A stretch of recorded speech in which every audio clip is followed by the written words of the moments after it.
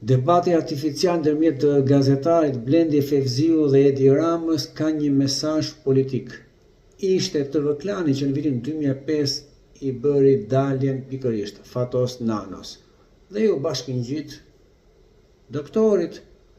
Por doktori nuk u desh më në 2013 dhe kështu të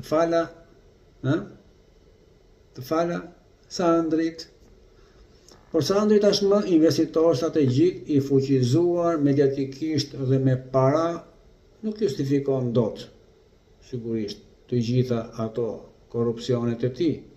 Dash zoti, Amerika i jep një mësim, por mësimi më i madh për ne shqiptarët është pikërisht që gjylja e madhe plasi.